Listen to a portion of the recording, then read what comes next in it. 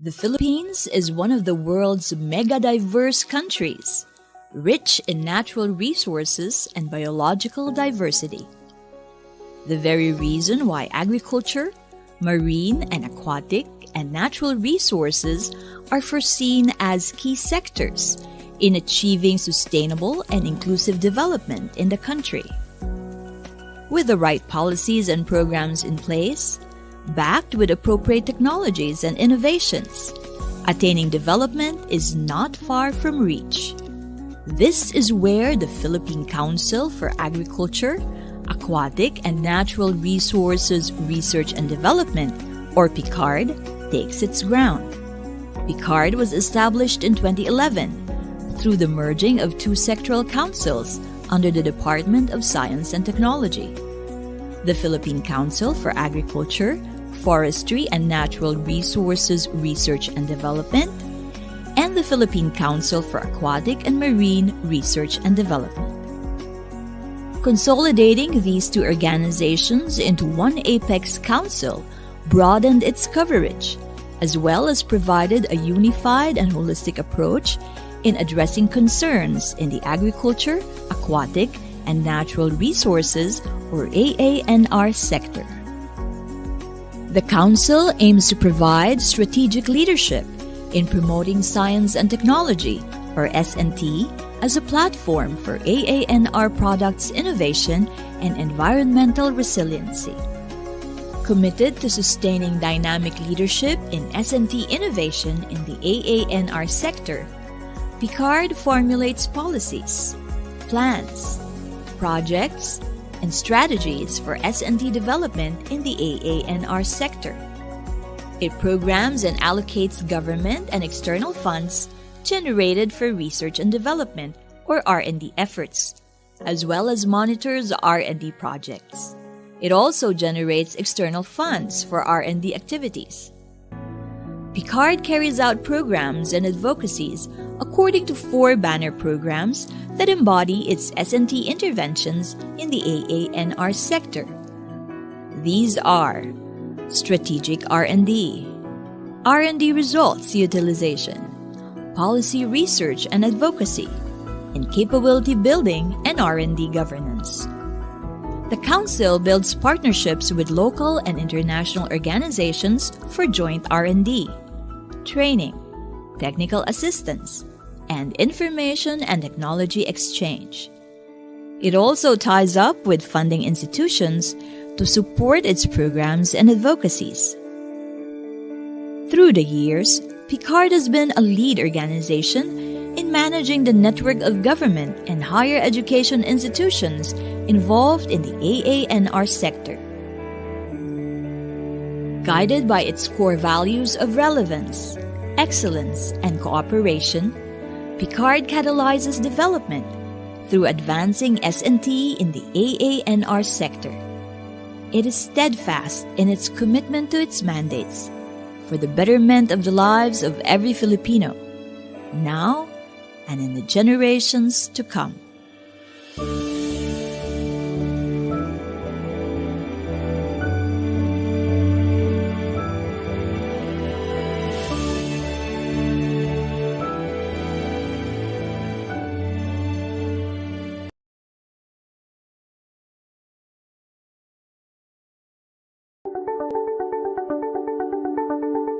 The agriculture, aquatic, and natural resources, or AANR sector, are foreseen as major growth drivers to boost the Philippine economy.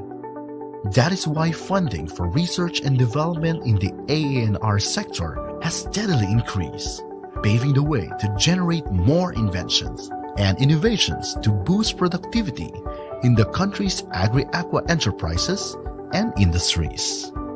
Unfortunately, these new technologies have not been fully transferred, utilized, and commercialized by their intended users.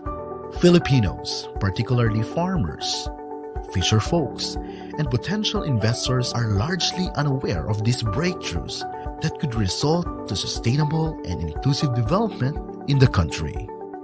Strengthening partnership with the private sector as well as intellectual property protection and better coordination among concerned and allied agencies are also considered as important factors in achieving exponential growth in the AANR sector. With this, the Department of Science and Technology, through the Philippine Council for Agriculture, Aquatic and Natural Resources Research and Development, established the DOSTP-CAARRD Innovation and Technology Center, or DPITC. DPITC serves as a platform for technology transfer and commercialization. It is a one-stop shop convergence hub for investors and technology users in the AANR sector in the Philippines. Strategically located in the Los Banos Special Science and Nature City in Laguna, DPITC serves as a link for different stakeholders from the academe, private sector, NGOs, and international partner institutions to strengthen and forge new public-private partnerships for technology commercialization. DPITC's main thrust is to enhance the transfer and commercialization of AANR technologies. It has 4 service hubs. The Technology Business and Partnership Hub provides networking, strategic partnership, and technology business services. The Knowledge Management Hub houses the Internet Cafe and digital library services. The Science and Technology Promotion Hub showcases the technologies and innovations generated by R&D projects in the AANR sector.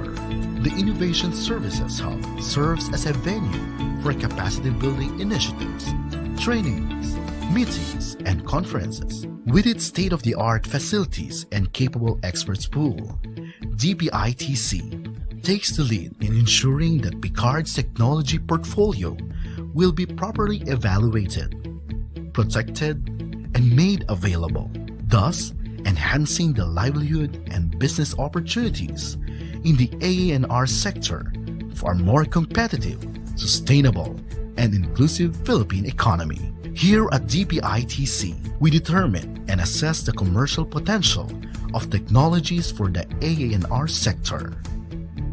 We protect intellectual properties of R&D technologies. We increase client awareness through our knowledge management system, e-library, and strategic communication. We transfer technologies from market study to business plan, to valuation and market matching, even providing transfer incentives. DPITC will be of assistance and support to various stakeholders in the AANR sector. And we capacitate stakeholders by conducting training and strengthening partnerships with different institutions, both in the public and private sectors, as well as international organizations. This is what we do in DPITC. We develop, we protect, we inform, we transfer, we facilitate commercialization. DPITC, bridging inventions to innovations.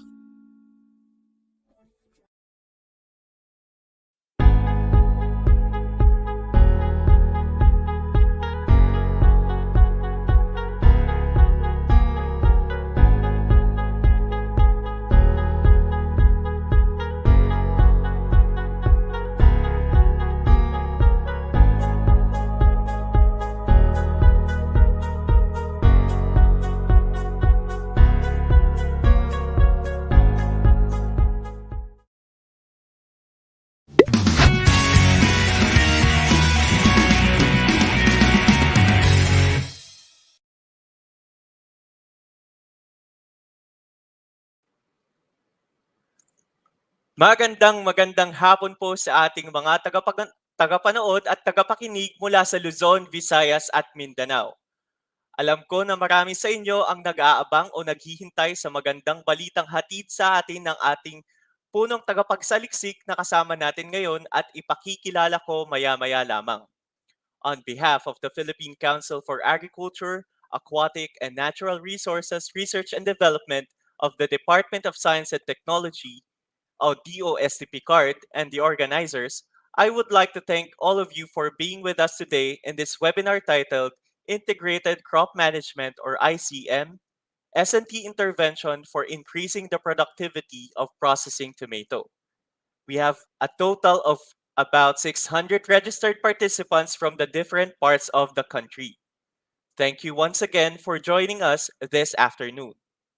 I am J.N. Panganiban from the Crops Research Division, your host for this webinar. Alam naman nating lahat na isa sa pinakakilalang gulay sa ating bansa ay ang kamatis. Ito ay nananatiling isa sa pinakamahalagang gulay sa bansa dahil ito ay madaming pinaggagamitan lalo na sa ating mga lutuin gaya ng menudo, mechado, afritada at iba pa. Ito ay ginagamit din na raw material sa tomato paste na pinoproseso upang maging ketchup at tomato sauce. Ngunit lingid sa ating kaalaman, ang kamatis ay isa sa mga laging pinepeste ng mga sakit na dala ng mga insekto sa taniman nito na isa sa mga nagiging dahilan sa pagbagsak ng kita ng ating mga magsasaka sa rehiyon ng Ilocos.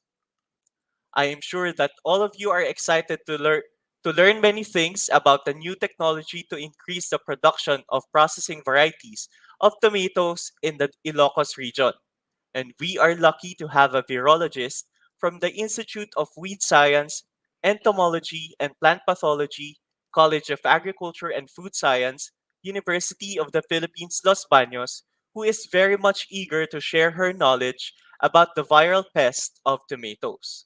But before we hear from our speaker, I would like to call on Dr. Feliciano G. Calora Jr., the Deputy Executive Director for Research and Development of DOST PCAARRD, to welcome us all.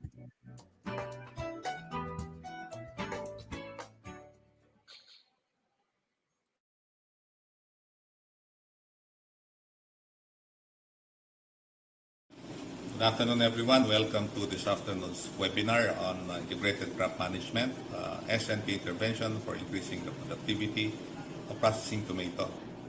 I am glad that we have this virtual platform to launch this webinar to showcase the research results of our partner researchers.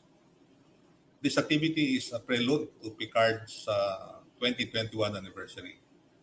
This year's theme is harnessing the gains of Galing PCAARRD towards a more resilient agriculture, aquatic, and natural resources sector.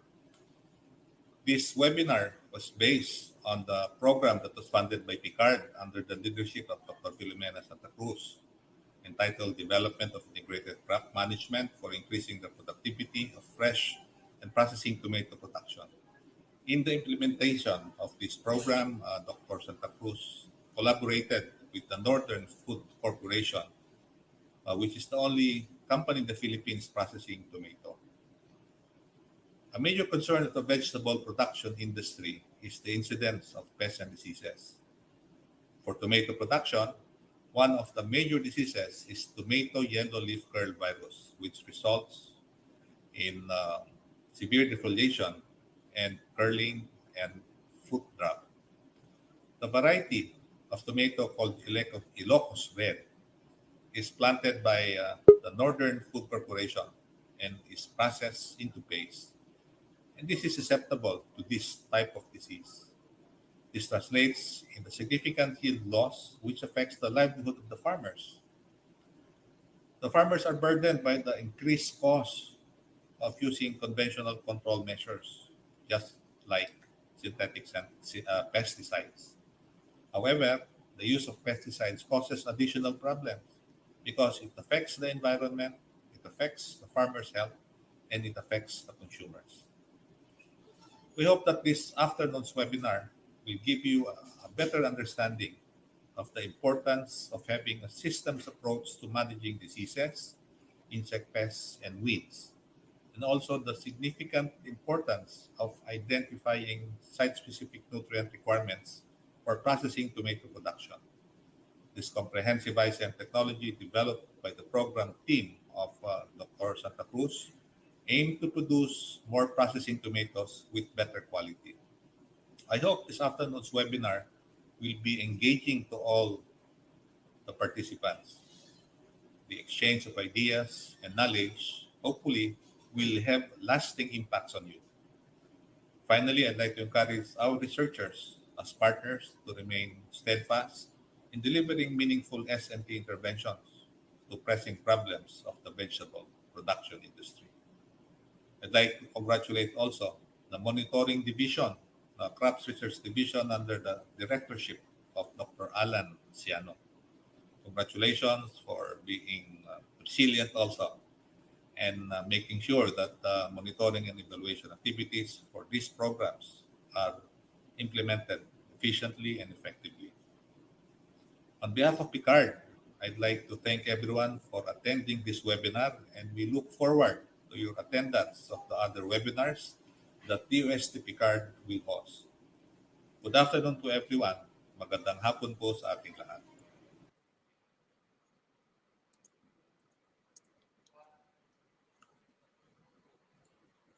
Thank you, Dr. Jofel, for that warm welcome and for providing us the rationale of this webinar. I hope that you are all as excited as we are in learning more about the ICM for tomato.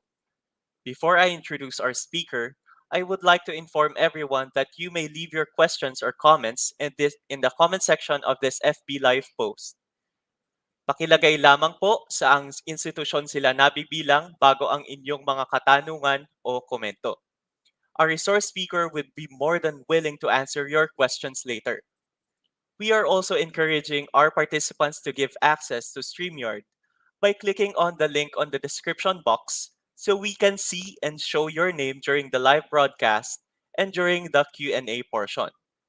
Also, our open forum will be done after the presentation of the speaker. Now moving on, our speaker is one of the most accomplished plant virologists of UPLB. She graduated in the University of the Philippines Los Banos for her bachelor's degree in agriculture, majoring in plant pathology in 1980, and pursued her MS degree in horticulture, minor in plant pathology in 1986, also in UPLB, and finished her PhD in biological science focused on plant virology in the University of East Anglia, United Kingdom. Her research interests focus mainly on viruses, viroids, and phytoplasma diseases, virus genomics and variability, molecular and serological diagnostics, host resistance, and genetically engineered virus resistance and disease management. She is the program leader of the program titled Development of Integrated Crop Management, or ICM Tomato, for increasing the productivity of fresh and processing tomato production. Without further ado, let us all welcome in the virtual floor our speaker, Dr. Filomena C. Santa Cruz. Hi, Ma'am Mick. Good afternoon po. Kumusta po Hello, kayo? hello JN. Good afternoon. Mabuti naman JN. Ma'am, matanong ko lang po, baka din kasi curious yung ating mga manonood at tagapakinig ngayon. Bakit po kamatis ang napili po ninyo na pag-aralan? Ah, JN kasi alam naman natin ang kamatis ito ay maraming sakit at peste, di ba? At ito yung isa sa mga problema ng tomato industry natin. Nangunguna dito yung virus at yung mga insect pest. Ang virus mahirap i-control, alam natin yon, at yung insect pest naman ay nangangailangan ng maraming pesticide. At gusto nating bawasan yan, JN. Pangalawa, ang components ng ICM ay available na, halimbawa healthy seedling, meron na din yung biological control, and yung SSNM, alam na natin yan. So madali nating i-integrate and to come up with an ICM recommendation for tomato. Yan, JN. Sige, ma'am. Hindi ko na po patatagalin at alam ko po na excited na ang mga participants natin ngayon. Pwede nyo na pong introduce ang inyong presentation. Ma'am Mick? Okay. So magandang hapon sa ating lahat. Ngayong hapon po ay we will be presenting the integrated crop management for processing tomato that we have developed under the ICM tomato program that was supported by PCAARRD.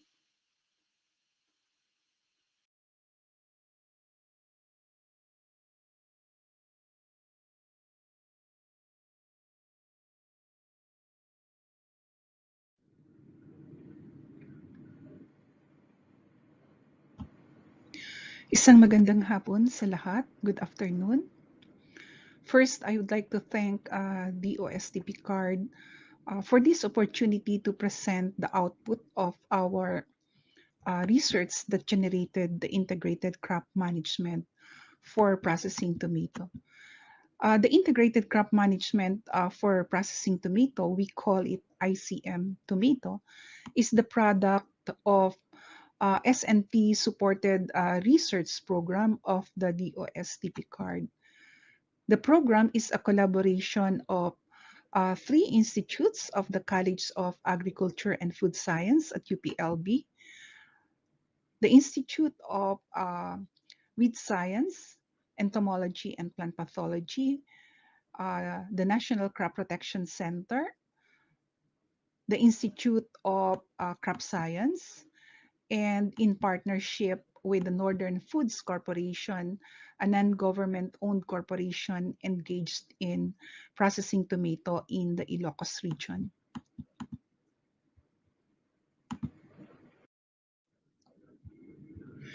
The major tomato growing regions in the country are in the Ilocos region, Central Luzon, and Northern Mindanao. Initially, the ICM tomato has been developed for the Ilocos region, which contributes 34% in tomato production volume.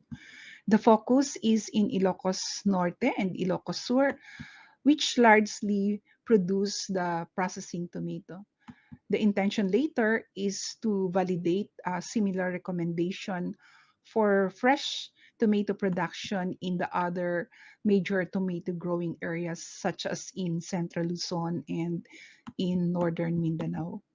So for this webinar, first, I will present some background about the processing tomato industry in the Ilocos region, its economic importance, and the challenges that they faced in terms of tomato production. And then I will present the ICM recommendation that we have developed addressing the three major problems of disease, insect pest, and nutrient management.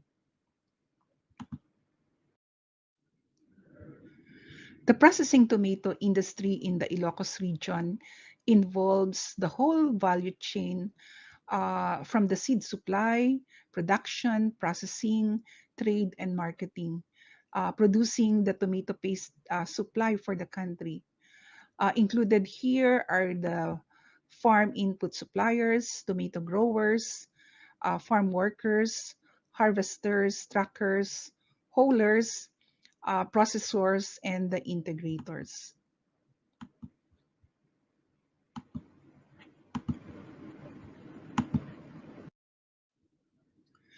There are four tomato paste processing plants that have been established in the country. Uh, the Ilocos Sur tomato paste plant in Santa Ilocos Sur, the Northern Foods Corporation, and the Bukidnon Resources Incorporated in Mindanao. Both Ilocos Sur and Bukidnon plants have already stopped their operation. For many years, the Northern Foods Corporation, or NFC, located in Sarat, Ilocos Norte, has been operational since it was established in 1985. Then in 2017, a new processing plant, the Ram Foods, was established in Rizal, Nueva Ecija. In Ilocos Norte and Ilocos Sur, the processing tomato is an important industry.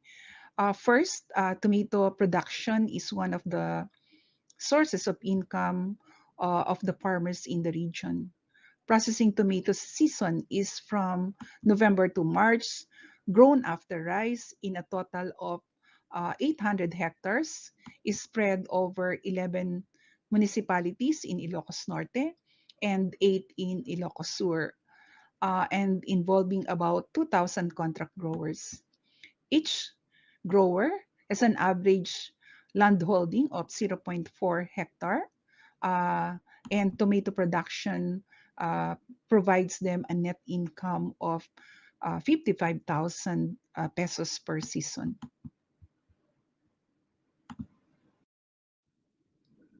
Second, the tomato processing industry produces the tomato paste, supplying part of the tomato paste demand of the country. The NFC contracts the 2,000 growers to produce the volume of tomato, uh, about 26,000 tons for processing into tomato paste. With this volume, NFC can produce 4,000 tons of tomato paste, which is about 13%, amounting to 232 million of the 30,000 metric tons domestic demand for tomato paste in the country. This means that we are short of 26,000 metric tons of the demand amounting to 1.25 billion pesos, and this is supplied mainly by importation from China.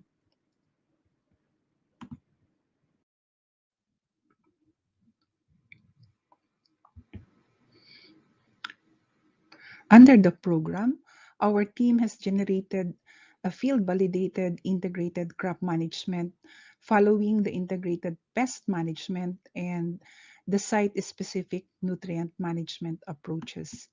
Increasing the productivity of processing tomato will benefit the contract growers and the other stakeholders in the industry. It will also increase the volume of tomato produced for processing into tomato paste and would thereby decrease our importation of tomato paste. With this program, we have demonstrated that the application of ICM has translated to an additional income for the farmers, and its adoption would benefit the 2,000 tomato contract growers in the region and the processing tomato industry as a whole.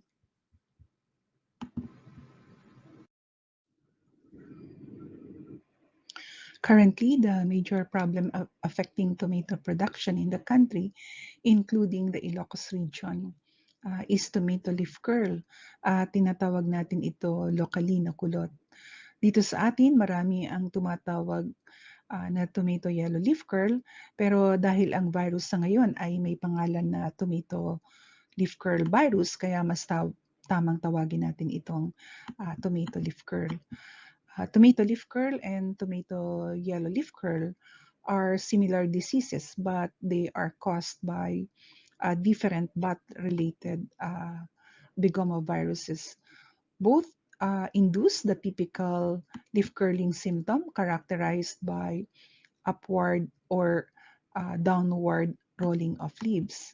Infected plants become stunted, leaves are smaller, deformed, crinkled, and occasionally with interveinal yellowing.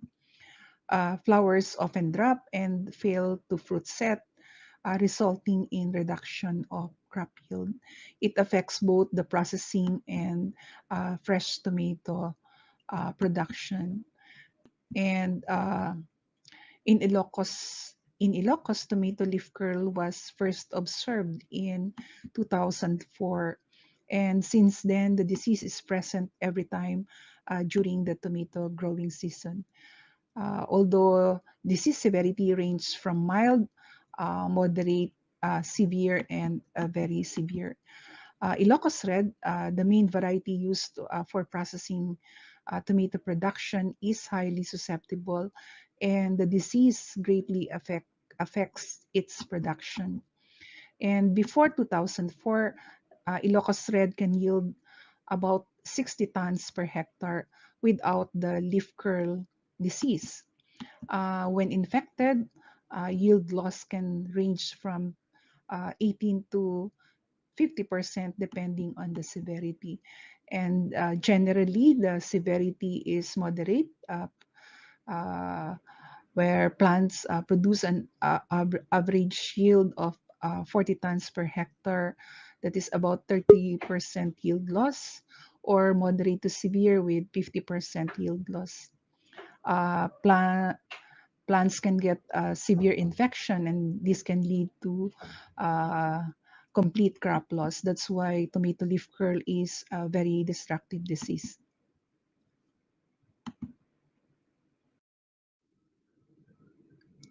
Now, the problem faced by the industry is that processing tomato variety with resistance to tomato leaf curl is limited. Currently, the variety grown for processing is limited to Ilocos Red.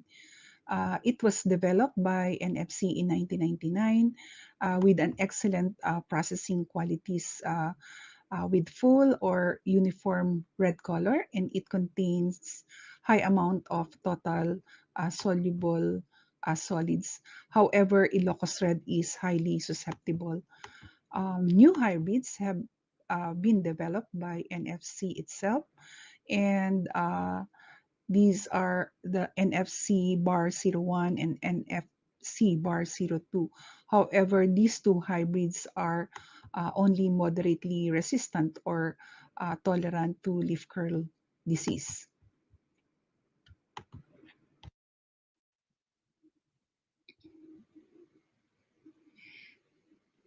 Now we know about the tomato leaf curl in the country.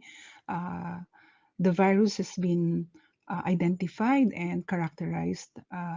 The disease we know is caused by Bigoma virus complex consisting of different species, strains, and the associated beta satellite. All these species are transmitted by the whitefly vector, the Bemisia tabaci. The virus was first identified as tomato leaf curl Philippines virus, but later it was found to have different strains, strain A, B, and C. Other species identified are tomato leaf curl Cebu virus and tomato leaf curl Mindanao virus. Although these are different species, they cause similar leaf curl disease in tomato. However, these begomoviruses keep on producing variants or new strains or even new species indicating high virus variability. In Ilocos, we have identified the virus as tomato leaf curl Philippines virus strain B.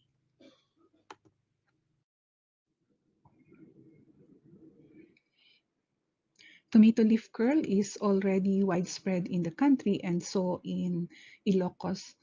Based on our survey conducted in 2018 to 2020, we have mapped the disease in a total of 9 barangays from 3 municipalities in Narvacan, Masingal, and Sinait in Ilocos Sur, and the same number of barangays located in Paway, Dingras, and Pidig in Ilocos Norte.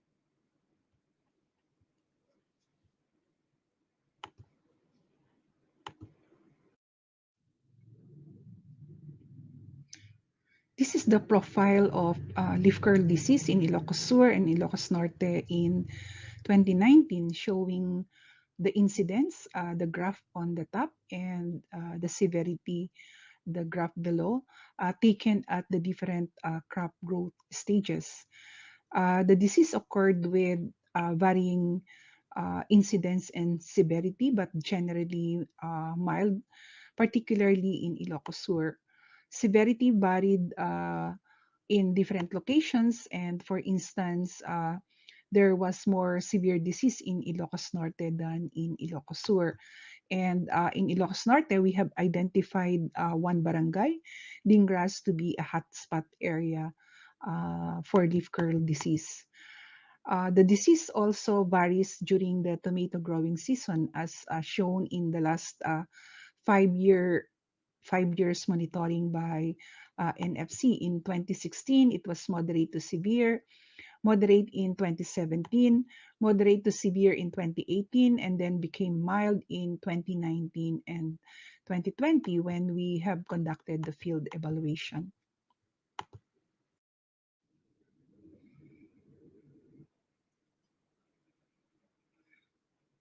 Fruitworm and cutworm are the other target or the target insect pest of the ICM recommendation. It is known that fruitworm and cutworm can cause significant yield loss of 40%, and its control entails the heavy use of insecticide. At NFC, Fruitworm is controlled by calendar spraying every 10 to 14 days or 3 times at 8, 10, and 13 weeks after sowing. And they are now concerned of minimizing pesticide use in their production. During the field validation experiment, we have observed that the population levels of fruitworm and cutworm were relatively low during the different growth stages. However, fruitworm population was high at the vegetative stage with mean count of zero point 0.7 observed from 5 plants, and that was above the action threshold for fruitworm at 1 larva per 2 plants, or a mean count of zero point 0.5. Generally, low level of cutworm population was observed. Now on nutrient management, the current NFC fertilizer recommendation is 116 kg for N per hectare, 40 kg for phosphorus, and 120 kg for potassium. And we have conducted soil nutrient analysis to come up with a recommended fertilizer rate for balanced nutrition. And based on soil analysis and omission plot experiments, we found out that pawai is slightly N deficient with 30 kilograms, 30 kilograms P deficient, while excess of 100 kg of potassium. And on the other hand, sinait is slightly N deficient, excess in P, while only slightly deficient for K. And from this, site-specific recommendation has been formulated for pawai and sinait.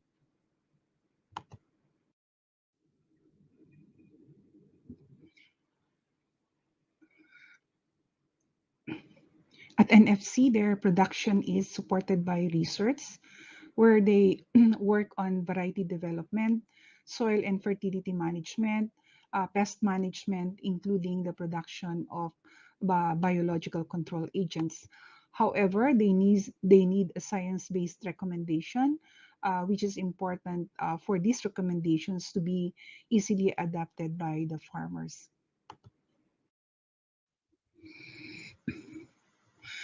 And now the ICM tomato. It is an integration of 3 components: the healthy seedling for the management of tomato leaf curl and soil-borne diseases. Second is biological control for cutworm and fruitworm management, and the site-specific nutrient management for balanced nutrition. The ICM has been validated for 2 years, in 2018 to 2020, in 2 sites, one in Paway, Ilocos Norte, and the other in Sinait, Ilocos Sur. The production of healthy seedlings has 2 components. One is soil amelioration using organic amendment, vermicast, and the application of bioinoculant, the trichoderma. Another component is seedling protection by growing seedlings in white ply proof screen mesh net, and seedling treatment using systemic insecticide. And insecticide was applied at seedbed and on the first and second week after transplanting. Soil amelioration using compost and bioinoculant would increase the amount and diversity of beneficial organisms, and thus would promote seedling growth and provide them uh, with protection from soil-borne pathogens. The seedling protection provides protection of seedlings from exposure to the whitefly vectors at the nursery, uh, and thus seedling would be expected to be free from leaf curl disease before they are transplanted in the field. During the 2-year validation experiment, we have observed that the leaf curl disease was mild and with only 1 to 10% disease index, which is a measure of both incidence and severity. And this was observed throughout the crop growing period in both sites, Sinait and Pawai. And so therefore, the effect of seedling protection has not been well evaluated. And on the second year, we conducted the validation experiment in the hotspot area, which is in Dingras, Ilocos Norte. And we have observed a high level of disease of 43 to 56% as shown in the graph. But the disease occurred late, only at the start of the vegetative to flowering stage, or at 3 to 4 weeks after transplanting. And so the healthy seedling is expected to provide protection if there is an early infection, particularly from sowing to vegetative stage or at 2 weeks after transplanting.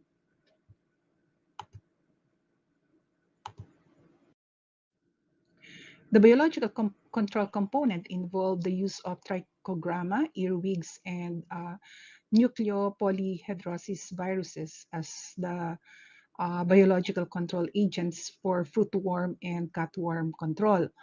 And trichogramma is released using 200 trichocards biweekly 2 to 3 weeks after transplanting, and weekly at 4 to 6 weeks after transplanting. NPB was applied at the rate of 15 to 20 tank loads and applied uh, weekly at 3 to 4 weeks after transplanting. And earwigs uh, were applied at the rate of two earwigs per square meter weekly at 3 weeks after transplanting.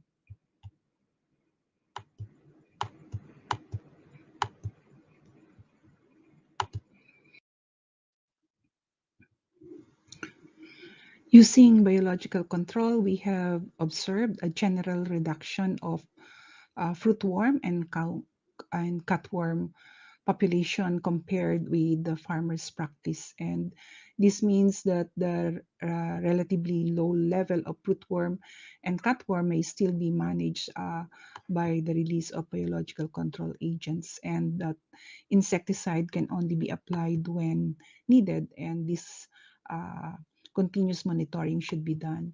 However, since the insect population levels were too low, it was difficult to see the effect of biological control on yield.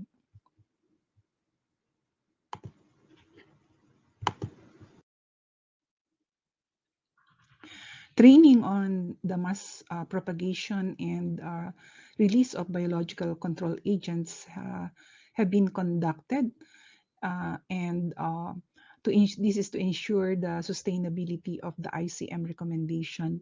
And a total of 105 farmers, technicians from the LGUs of Ilocos Norte and Ilocos Sur, the government agencies, MMSU and NFC have received the training.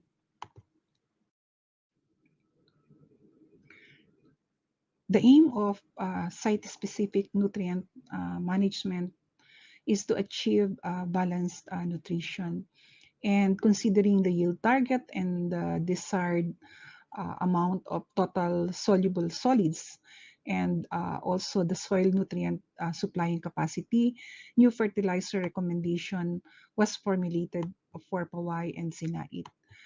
NFC currently is a general recommended fertilizer rate of 116, 140, and 120 kg per hectare NPK for both Sinait and Pawai. So now, for Pawai, the new recommended rate is 126 kgN, 70 kg P2O5, and 20 kg K2O per hectare. Pawai is P deficient, and thus it needs to an additional 30 kilograms or 3 bags per hectare. But it is 100 kilogram excess of potassium, and thus need to reduce the application to of about 3 bags in the recommendation. For Sinait, the new recommendation is 110, 26, and 125 kg per hectare. And Sinait is high in P, but is slightly K deficient. And so the new formulation has reduced 2 bags of P2O5 and added a small amount of, or about 5 kilograms of K2O in the recommendation.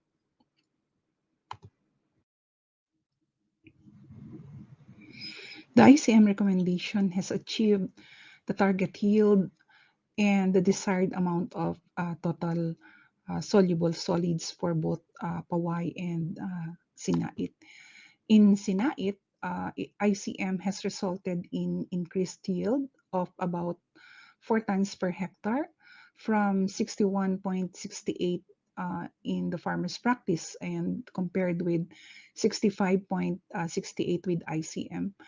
Both ICM and NFC have comparable total soluble solids of 4.64 and 4.70 degrees Brix. Likewise, in Pawai, a yield increase of about 4 tons per hectare has been achieved, and with comparably high amount of soluble solids in both NFC and ICM treatments. Now, this is the whole package of the ICM recommendation, showing the interventions from sowing at the seedling stage, vegetative, flowering, and until the fruiting stage.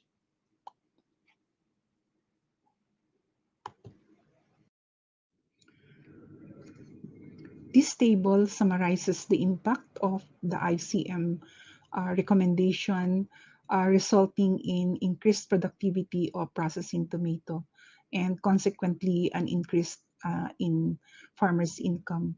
The increased income is due to a reduction in production cost, which comes from savings in fertilizer and pesticide cost, and an additional income due to an increase in the crop yield. In the 2-year field validation trials, the ICM recommendation in Sinait resulted in an average yield increase of 6.5%, while 7.4% in Pawai.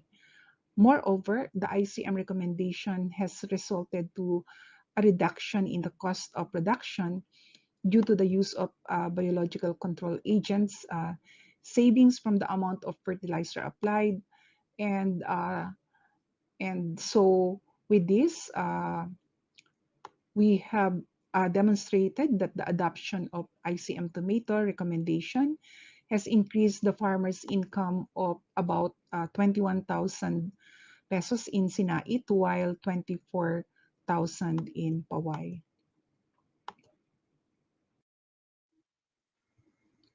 So what is next? There are still gaps in the ICM recommendation. The threat of tomato leaf curl is still here, and that the most effective means to manage the disease is by planting resistant variety. And as you have seen, resistant varieties are limited, and therefore we need to focus and fast track the development of tomato leaf curl resistant varieties. We have also been seeing new diseases in the field, and thus we need to address these emerging diseases and be able to detect them early and include them in the ICM as part of the ICM recommendation.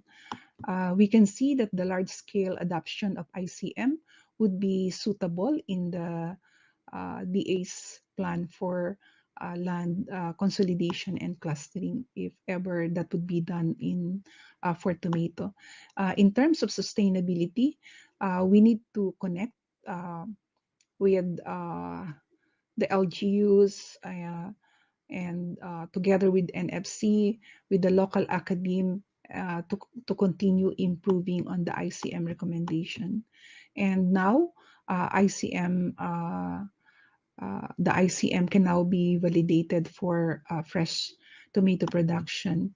And we need convergence and collaboration in our research. And we believe that ICM tomato has become a model for the development of ICM for other crops.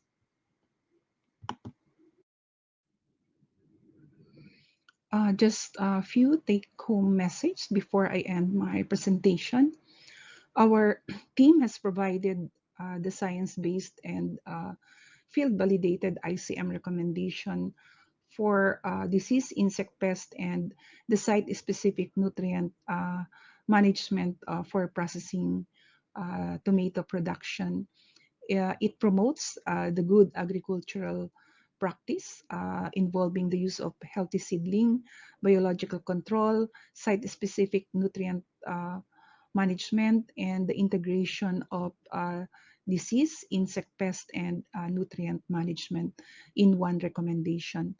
And that relevant research can be achieved by addressing the specific needs of the industry, partnership and collaboration between academe, industry, growers, and the LGUs, and generation of field validated recommendation ready for field adoption.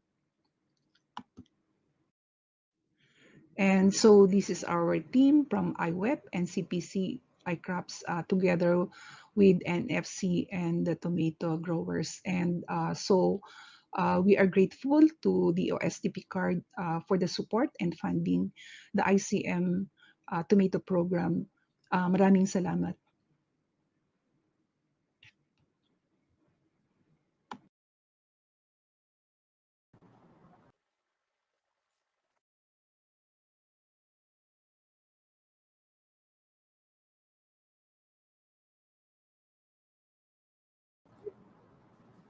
Thank you, Dr. Santa Cruz. Sigurado po ako na madaming natutunan ang ating mga viewers sa presentation po ninyo. I heard na marami na nga po ang mga lumalabas na katanungan sa ating comment section at gayon din ay maraming humahanga sa inyo sa mga ginawa ninyong pananaliksik upang mapataas ang produksyon ng kamatis. Thank you again, Dr. Santa Cruz. I'm sure our attendees are now excited for the Q&A portion. But before that, let me give you some reminders. Before the end of this webinar, we will be flashing the link to our Customer Satisfaction Feedback Form, or CSF. All participants who accomplish the CSF will be issued with an e-certificate. Only those who submitted their CSF will be given the certificate, so please make sure to accomplish our CSF form after this webinar. Ipopost din po namin ang link sa comment section mamaya bago matapos ang ating programa. In accomplishing the CSF, kindly make sure that you input correctly your complete name as you would want them indicated in the certificate. Likewise, please make sure that you input your email address correctly as we will be sending your e-certificate via your registered email. Once again, you may leave your questions or comments in the comment section in this FB Live post. Just write your affiliation before posting your question.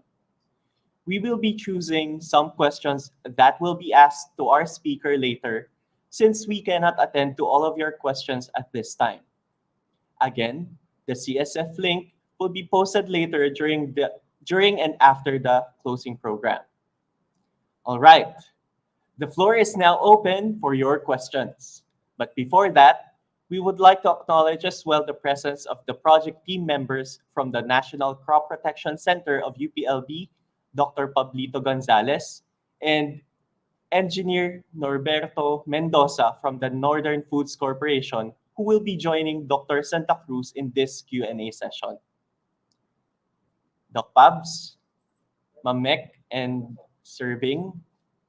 Good afternoon po. Magandang hapon. Naimbag malam galing pong Ilocos. Ayan, magandang hapon po. For sure, madami pong nakakakilala sa inyo sa ating mga manonood. Sige po, ibabato ko na po yung ating mga katanungan. Ang question number 1 po natin ay galing kay Miss Linda Santos. Ang tanong po niya ay, may masama po bang epekto ang paggamit ng biocontrol agents sa ating mga kamatis?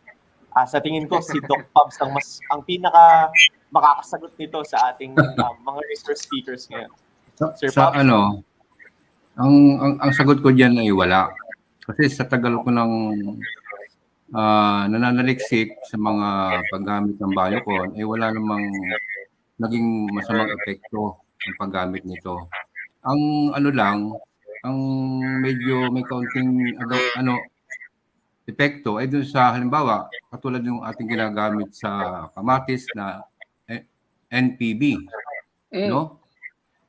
Yung mga infected na larva ay medyo may foul odor.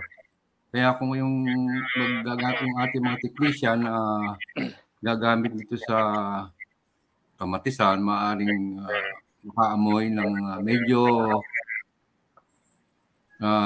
kasi medyo babaho ang infected larva due to the virus.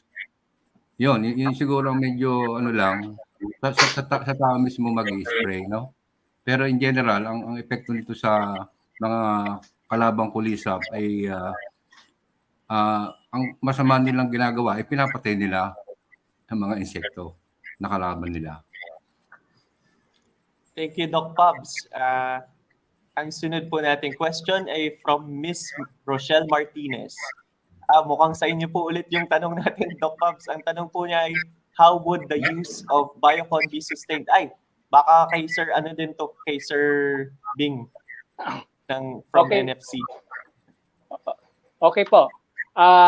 Ang unang-una, ang biocon natin dapat tanggap ng mga nagtatanim ng kamatis na okay siyang gamitin sa kamatisan imbes na palagi tayong nag-i-spray ng pesticides, insecticides.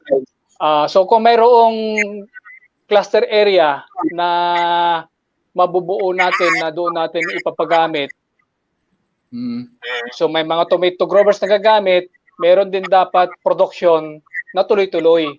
So yun yung isang tinitignan natin na kung ang tomato grower, ang nangangamatis ay willing siyang gamitin, kung kailan niya kailangan, dapat nandun yung supply kung ano yung biocontrol agent o yung organism para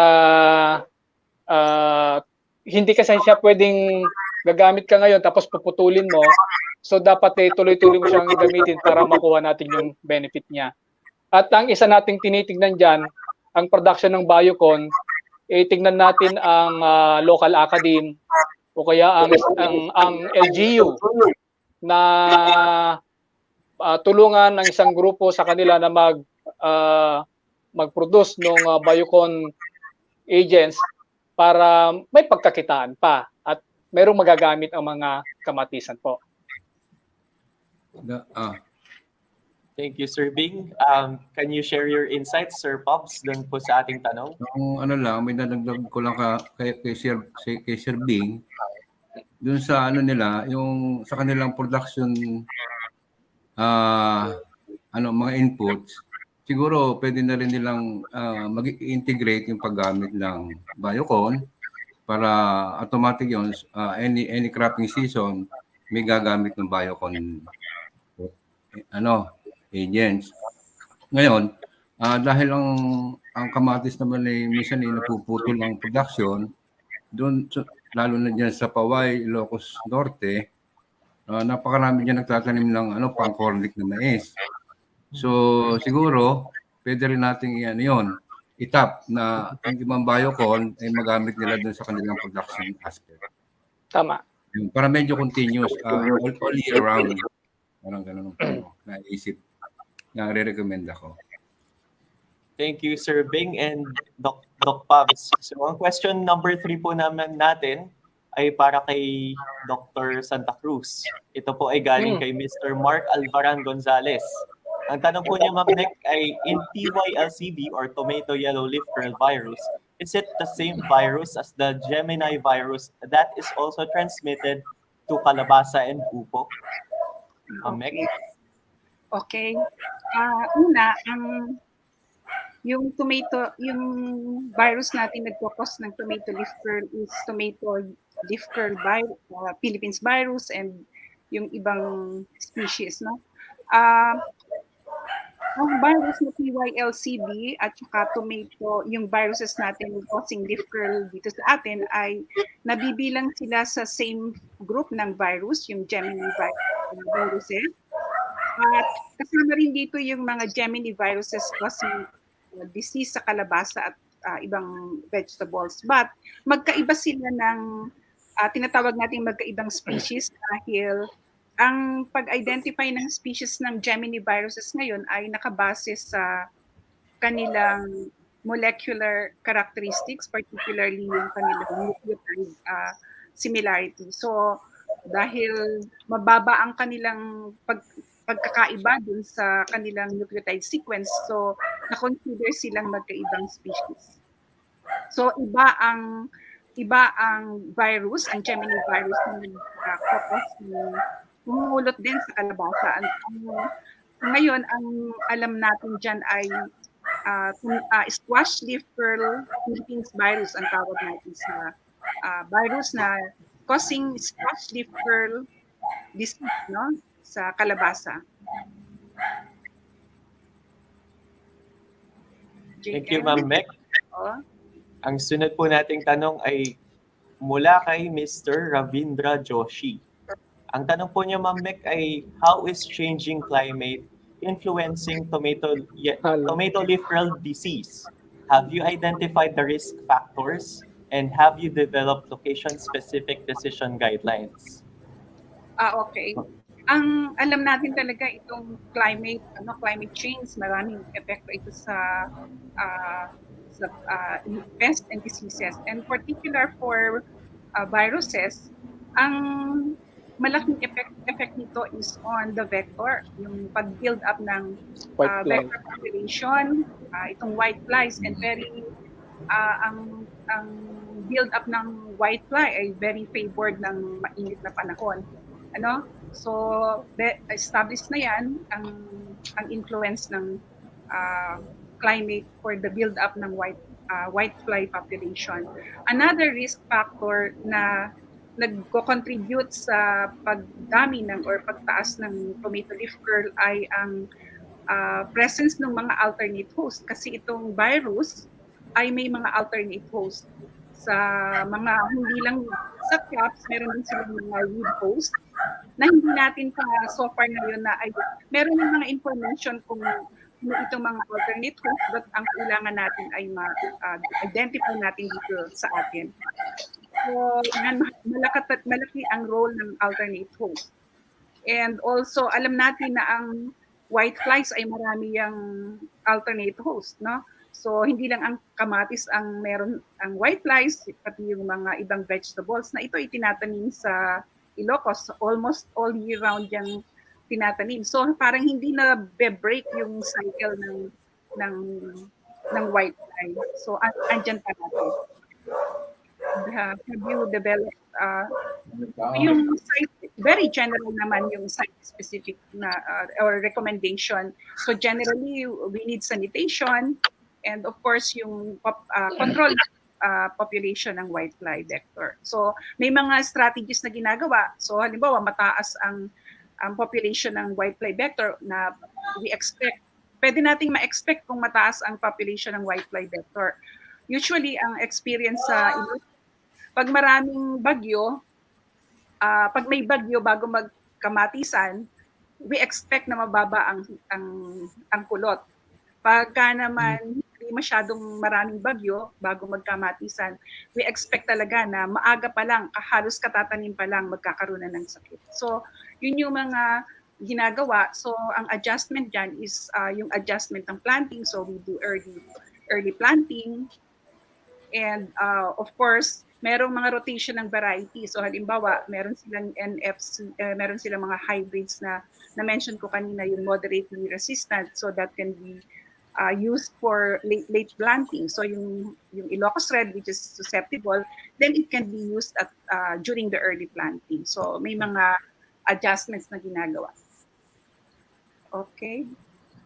Nasagot ko ba? Thank you, Ma'am Mek. Pwede ko po ba, itanong ko din po sana itong tanong ni Mr. Ravindra Joshi kay Sir Bing. Kasi sila po yung talagang nagpo-produce ng tomato sa Ilocos. Baka mayroon din po silang pwedeng i-share sa atin. Sir Bing?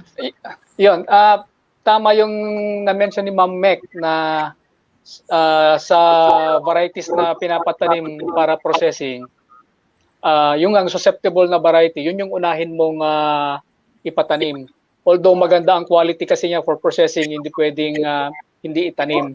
At gusto rin ng tomato growers na itanim.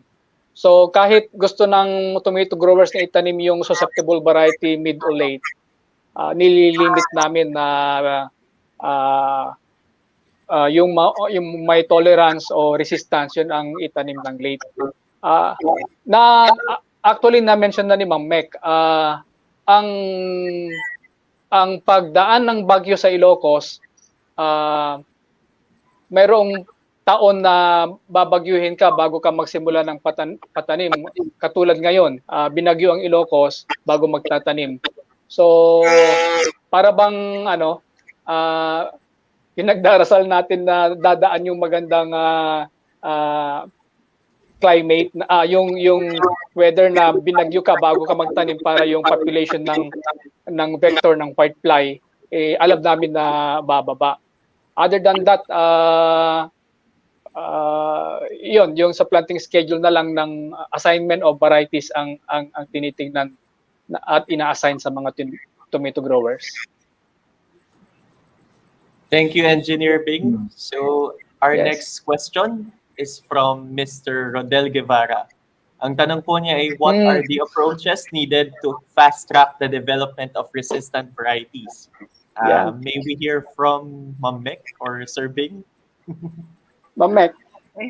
Sagutin ko muna, dalawang paraan, di ba, ang pag-develop ng variety. One is yung conventional breeding and yung using biotechnology. So with conventional breeding, very limited kasi yung programa natin ng pag-develop ng processing tomato dito sa atin.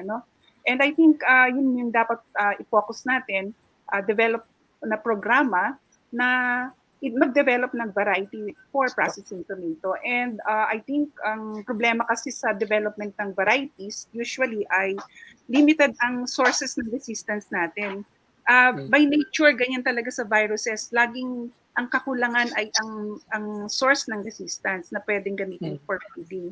So may mga available naman na mga lines, halimbawa sa NFC, meron na silang mga ilan, I think na mga lines na pwede nang gamitin para sa kanila sa breeding, at di ba nakita natin na they are also doing the breeding work, no? Kaya lang syempre kailangan mabilis nating magawa yan. And of course we should look for other sources ng resistance, like we can source it from outside, halimbawa sa mga ADRDC or other institutions.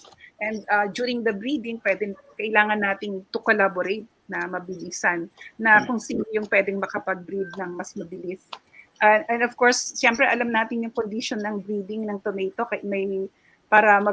para kailangan ng may certain weather condition or climate para mabilis ang pag-develop yung cycle ng development ng variety. And another one, yung another approach ng pag-develop ng variety is using biotechnology. Although these technologies are available, like transgenics, mga gene editing, it would take a lot of time pa bago natin magawa yan. But we can start doing that. Okay, I think yun yung dalawang mahalaga, but I think meron na tayong pwedeng magawa kaagad. Ang isa pa na gusto kong ma-mention ay to fast track yung pag-develop ng varieties. Sa ngayon, meron na tayong na-develop na kailangan kasi nating mabilisan yung screening. So we have developed a high throughput screening. Ito yung agro-inoculation. Hindi na ito kailangan para matest yung resistance ng variety or yung response ng variety. Pwede lang natin siyang i-inoculate using an agrobacterium. And we have already the system for our virus. Meron na tayong system for tomato leaf curl Philippines virus na galing sa Ilocos. Meron na tayong ganyan. So yan ay magiging kasamang isang component noong program na to fast track the development ng variety. Yan. So si Bing, baka may maidadagdag din. Marami silang mga lines, di ba Bing? Yes, ang idagdag ko na lang siguro ang na-mention ni Ma'am Mek na conventional method kasi ng variety trials. Sa Ilocos, isang season ka lang na kamatis sa isang taon kasi rice-based type 1 climate, so wet and dry. So minsan ka lang makapag tomato season in a year. So kung i-accelerate natin, yung isang season ng trial nasa Ilocos, yung isa is in another place na hindi bagyuhin during the months na bagyuhin dito sa Ilocos. Sa experience po namin, makapagpalabas po kami ng new variety kung pagkatapos ng 5 taon, limang trials, 5 seasons ng kamatisan. So yung pang-anim, may on-farm trial, makapag-seed production ka para pwedeng gamitin. Pero pag meron kang setup na ma-accelerate ang trials, 2 season ng kamatis sa isang taon, siguro on the 3rd year, mayroon ka na dapat bagong variety. But that assumes na mayroon po tayong source ng resistance po. So, mayroon konti ang NFC at pwede pong ituloy yung ituloy sana yung ginagawang variety development improvement po ng NFC para may bago tayong variety. Kasi kahit ano pong crop management ang ginagawa natin sa farms, pinakamaganda pa rin magsimula tayo sa buto yung variety, may laban na. Meron na siyang resistance o tolerance. Tama din. Okay. Thank you, Sir Bing and Ma'am Mek. So, ang sunod po nating tanong ay from farmer group po siguro ito. Farmer ako. Ang tanong po niya, Sir Bing, ay how can we get processing tomato seeds? And we are planning to establish small-scale tomato processing for women groups in Aurora provinces. Meron po ba kayong, pwede po ba kayong mag-provide ng seeds sa kanila? Baka pwede natin magkaroon ng outreach. Okay, salamat po sa interest ninyo sa processing variety. Unang-una, yung pong processing variety tomato, sabihin ko pa na trial siya, adapted, maganda yung performance sa Ilocos condition. Iba siguro ang condition sa Aurora, but just the same, kung gusto po ninyong itry yung varieties na ginagamit po natin, ibigay po natin ang contact details po kay Sir JN at pwede pong makapagpadala ang NFC ng test varieties para simulan nyo pong itry sa inyong area. Sir JN. Thank you, Sir Bing. So our next question po, thank you po, Sir Bing, dun sa inyong sagot. Huwag po kayo mag-alala. Pagka po ay kukontakin din namin yung Yes. nagtanong. Ang sunod po nating tanong ay from Miss Jovelyn Gambito. Ang tanong po niya ay, as what I see on the seedlings, I think they undergo stress. Is there any possibility in enhancing or developing the nursery of this farm? Yung sa sa mga tomato farms, Sir Bing. Ako ba, Ma'am Mek? Okay, kaya nga kasama doon sa ICM tomato ang na trial is yung protected seedlings. Ibig sabihin, nakita po ninyo sa presentation sa slides po, may kumot po yung seedbed nursery. So it is intended na kulambo po siya against doon sa white fly. Kasi po pag maprotektahan natin yung seedlings, may delay natin yung infection, pagka-transplant gagamit pa ng systemic na spray insecticide, madelay lang po natin ang infection ng at least 2 linggo. So mayroong head start na yung kamatis natin para lumaki at makapag-fruit set. Kasi po nga, tama po kayo na kapag seedlings pa lang may infection na at i-transplant natin pagkatapos ng 1 buwan at pagka nakaka-recover nandun na yung papakita na siya ng simptomas, talagang malaki po ang impact niya sa production po. Most probably mababa ang yield. Ang pagkaalam po namin kasi yung virus, katulad ng ibang virus, sa kamatis din, pag na-infect yung kamatisan, seedling pa lang, 2 linggo, 2 weeks, hindi siya magpapakita ng simptomas, pero infected na siya. So kapag na-transplant siya at saka lalabas ang mga simptomas niya, yun pala infected siya. Kaya yun po yung intention ng protected seedlings. So mayroon po siyang netting para po lumaki siya at ma-transplant nang wala po siyang infection. Yun po yung technology noon. Thank you, Sir Bing. Can you share your insights, Ma'am Mek? Okay. Tama po yung sinabi ni Engineer Bing. Ganun po yung reason bakit natin ginagamitan ng ng protection. Ang kailangan nating mag-start with a healthy seedling, no? So ang very critical stage sa tomato leaf curl ay yung during the early stages, particularly yung 1 month after transplanting. So if we can protect the plants or yung newly transplanted seedlings for 2 weeks, so ano na yan, parang we can delay the infection, and that is one good approach for to manage or to reduce the impact of the disease. Yan ay talagang isang malaki yung impact if we can delay the infection, and very critical yung 2 weeks or even kung kaya nating ma-reach yung 1 month after transplanting. Yun po ang kahalagahan ng healthy seedling. And of course, ang paggamit ng healthy seedling, gusto na rin po natin siyang i-integrate as part ng good agricultural practices natin. So dun sa recommendation natin sa ICM, whether mataas ang sakit or walang sakit, we have to integrate it na part na nung recommendation. Kagaya rin po yan nung BCA, yung paggamit ng biopon. So hindi na natin i-consider kung may sakit or wala, but part na ng recommendation natin. Okay, nasagot po ba yung tanong? JN? Thank you, Ma'am Mek and Sir Bing. Ang sunod po nating tanong ay from Mr. Alexis Fajardo. Ang tanong po niya ay, are there any changes in the production and pest and disease management of tomato during this pandemic? Ma'am Mek or Sir Bing? Baka po pwede yun. Dahil pareho virus pinag-uusapan kasi, Ma'am Mek. Oo nga, siguro. Kasi napakasikat na yun ng virus, di ba? Yan. Alexis, di ba? Palagay ko, napakalaking epekto nitong pandemic. Marami tayong naintindihan tungkol sa virus, di ba?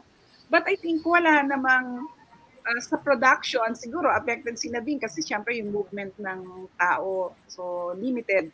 But then yung in terms ng yung pest and diseases, tuloy pa rin naman ang andyan pa rin. So walang epekto naman ang pandemic. Production. Bing, nagbago Sir ba? Bing, magbabago dyan sa ang tinatanong siguro nga yung production and supply. So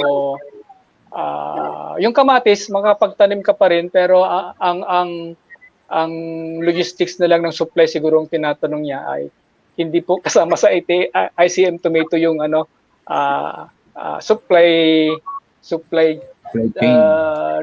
logistics ng ng kamatis, kasi nga lately na narinig natin yan, na panood natin na hindi nagkabulukan ng kamatis sa Ifugao, Benguet ba? Dahil hindi mailabas yung kamatis nila pababa dahil nga sa mga lockdown, mga ganon. Pero kung epekto nga sa pest and disease during this pandemic, magpapatanim pa lang po ng kamatisan dito po sa Ilocos ngayong 2021. Sir JN? Thank you, Ma'am Mek and Sir Bing, for your answers to that question. So, last question na po tayo. Ang last question po natin ay from Mr. Robert de la Cruz. Ang tanong po niya ay, ano po ang mga kailangang gawin bago ma-implement ang ICM at ma-adapt na ng tomato growers dyan sa Ilocos? Sir Bing? Sagot. Or Ma'am Mek? Okay. Okay, sige. I believe ipapublish ang results ng ICM tomato sa processing tomato sa Ilocos. Ipapackage yung technology doon sa recommendation ng NFC sa pagtatanim ng processing tomato. Pero sa tingin ko, hindi lang po dapat kami sana sa NFC ang magre-recommend nito. Kasama po natin ang mga LGU, sila na nasa high value crops sa tomato, ang local academe, ang mga kasamahan nating ibang extensionist na nilalapitan ng mga tomato growers para makakuha ng tamang technology. So like yung fertilization, dati ganito karami ang ina-apply, ganitong grado. Kapag i-adapt po natin yung technology sa ICM tomato sa isang area, paway o sinait, mayroong fertilizer grade na dadagdagan, mababawasan. So ang nakita kong net effect bawas sa gastos.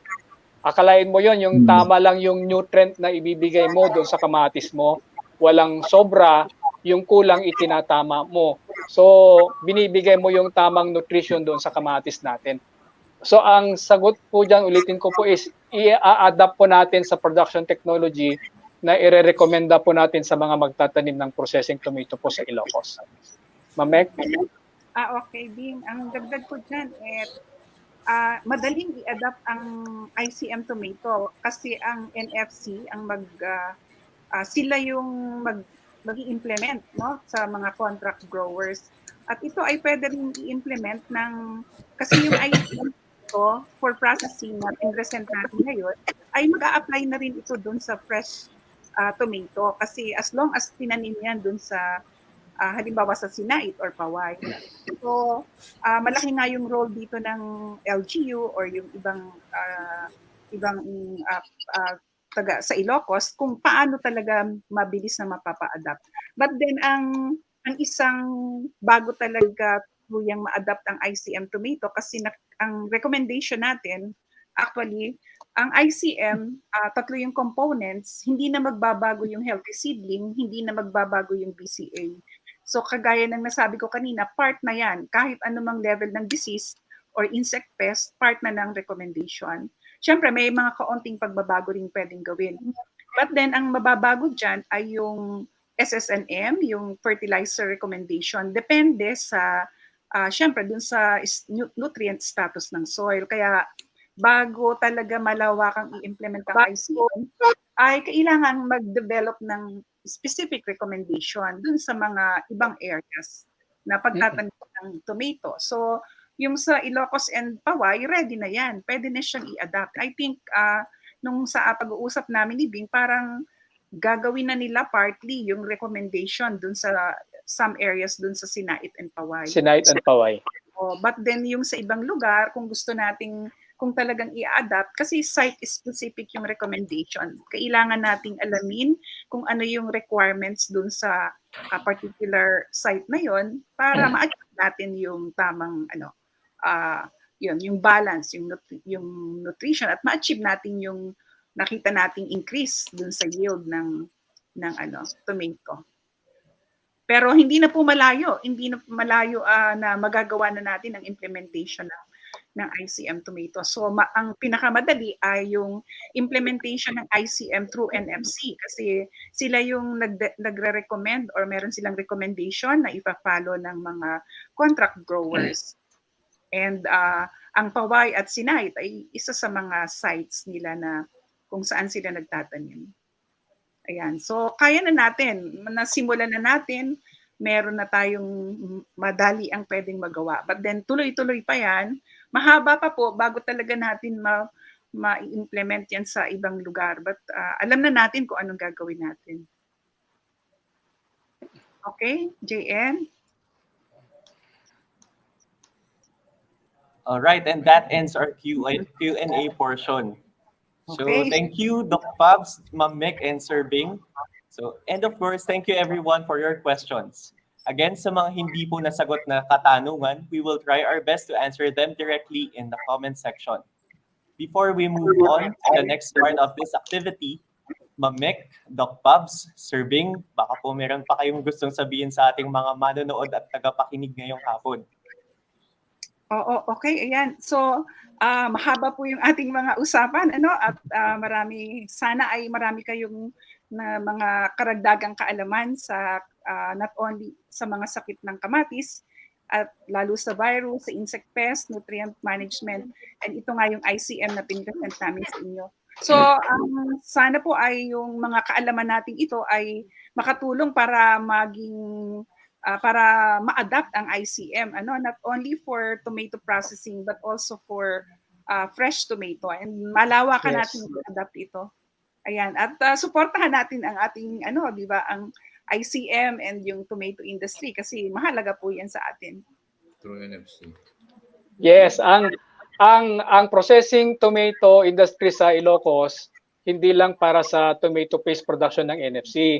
Ang tomato growers po natin, yan, sabi nga ni Ma'am Mek, yung kamatis po ng Ilocos, yung kamatis po namin, dinadala din po dyan sa Manila, fresh market, yung nakikita niyong mapupula. So ang tomato growers natin ay dapat makinabang sa ganitong technology. Magtatanim ka man para sa NFC, contract growing, o kaya magtatanim ka para sa palengke, ito po yung technology gagamitin po natin. Doc Pabs, meron po ba kayo ipahahabol na mensahe sa ating mga manonood? Ang ano ko lang sa mga ating mga magsasaka, sana kung ano yung medyo magandang presyo ngayon ng kamatis na malaking tulong sa kanila ay medyo ma-stabilize, no?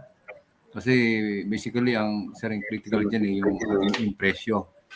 Kaya ng Ilocos na mag-produce ng mas mataas kaysa dito sa mga Southern Luzon na yan. Kaya sana yung makukuha nilang presyo, tama-tama na magiging maluwag ang kanilang kabuhayan during this pandemic.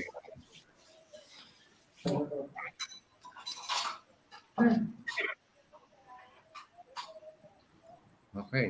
All right. Thank you, Dr. Filomena Santa Cruz, Dr. Pablito Gonzalez, and Engineer Bing Mendoza. Okay. Maraming salamat. Okay, salamat. Thank you po. Thank you. Salamat. Thank you. Thank you.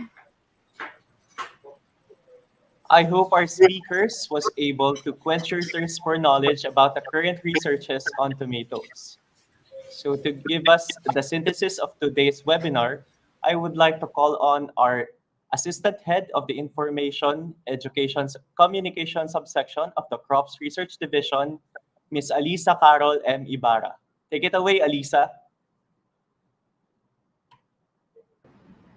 Okay, so good afternoon, everyone. Indeed, what was presented to us today was an interesting topic on the S&T intervention for increasing the productivity of processing tomato through integrated crop management, or ICM. I would like again to extend our thanks to our research speakers from the University of the Philippines Los Banos, Dr. Filomena C. Santa Cruz, and her team at the College of Agriculture and Food Science in UPLB, and also to the partners at the Northern Foods Corporation, or NFC. Likewise, I would also like to thank all the participants watching us live via our DOSTP card social media pages. Those who have joined us in our exchange of discussion during the open forum, again, thank you so much po. Now, before we finally end this program, let me present the synthesis of today's webinar.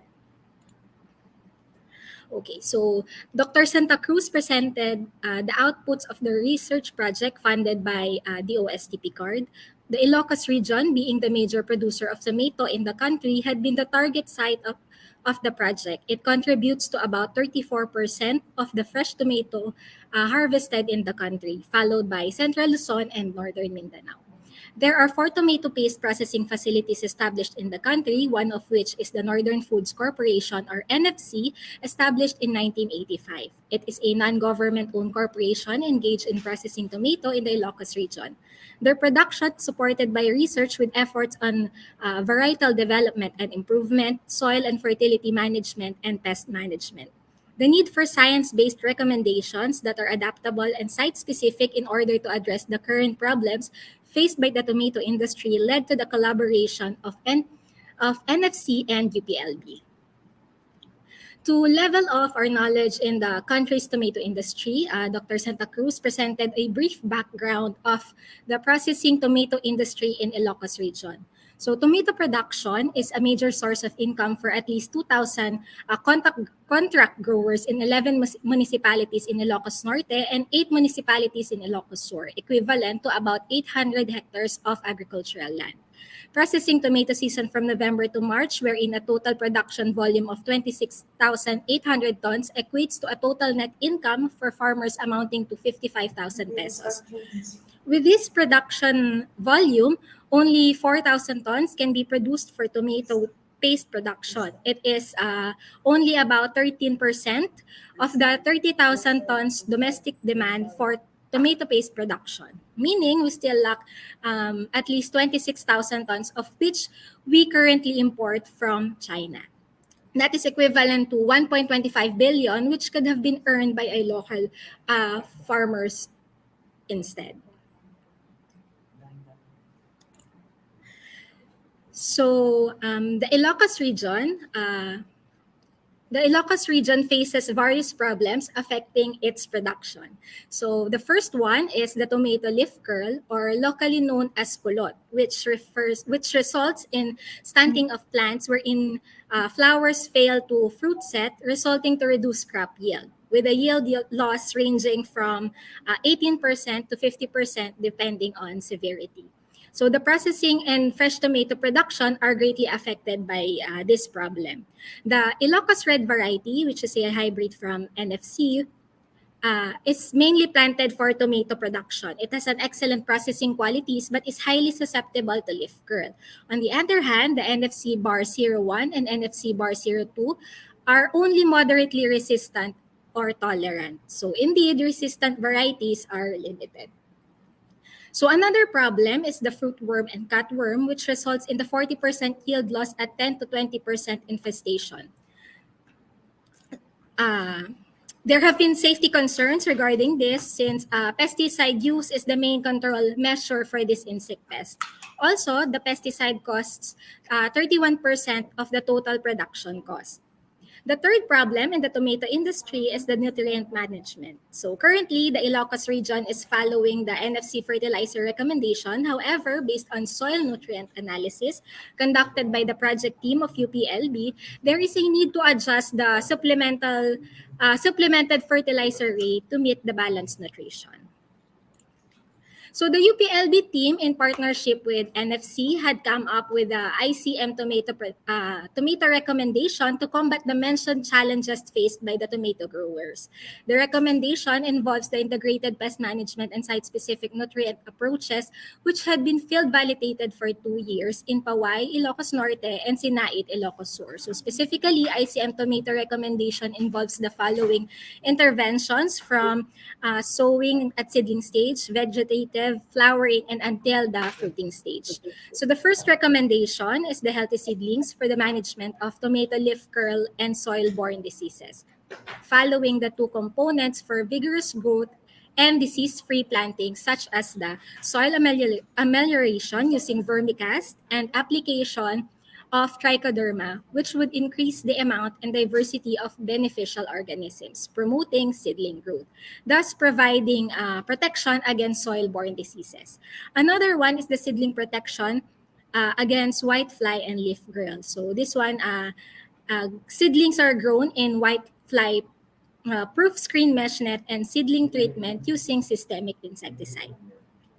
So the second recommendation is the release of biocontrol agents or BCA for cutworm and fruitworm management, which involves the use of trichogramma, nuclear polyhedrosis virus or NPV, and earwigs. So using BCA, general reduction of fruitworm and cutworm count was observed compared with the existing farmers' practice.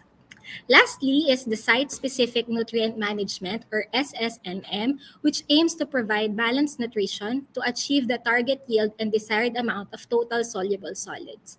So a new fertilizer recommendation was formulated based on the soil nutrient supplying capacity in target sites of Ilocos Norte and Ilocos Sur.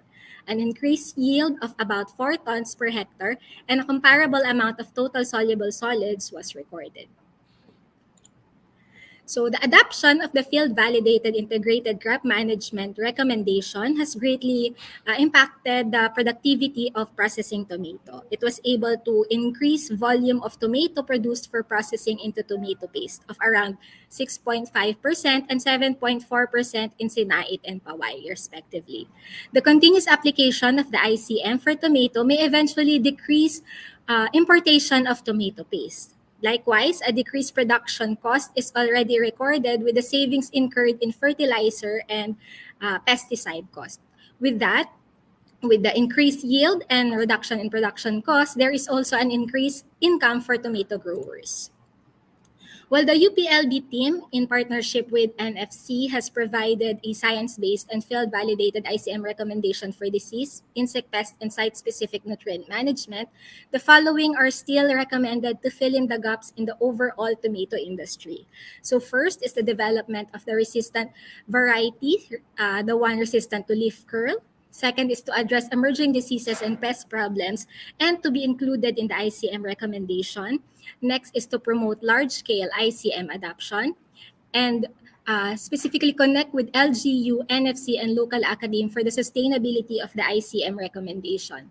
Next is to validate the ICM for fresh tomato production and eventually use the ICM tomato recommendation as a model for other crops. So during the question and answer forum, very interesting questions were asked to the project team. To highlight a few, it was one of the question was to determine how the biocontrol agents will be sustained. So the project team suggested to facilitate a community-level mass production of the BCA, specifically led by farmers group or co-op, and can be coordinated or collaborated with NFC. They also suggested that ICM should be part of the program of the LGU, and probably an ordinance on the adoption of the ICM can be implemented locally. Another question is on the specific approach needed to fast-track the development of resistant varieties. The project team suggested the use of breeding lines available at NFC and lines from other sources like the AVRDC. They also encourage collaboration with advanced laboratories to employ biotechnology application in the breeding process. Another question was what can be done to fully implement the ICM for tomato and encourage farmer adoption. So accordingly, further site-specific fertilizer recommendation can be formulated. So depending on where the tomato is being grown, the location of where the tomato is being grown. So as per the health seedlings and the use of the biocontrol agent, the team is confident that the recommendation can be followed regardless of the level and disease of the disease and insect infestation. So with that, that concludes the synthesis of today's webinar on ICM tomato. I hope all of the viewers learned a lot from the topic today. And once again, thank you so much for joining us. Back to you, Sir JN.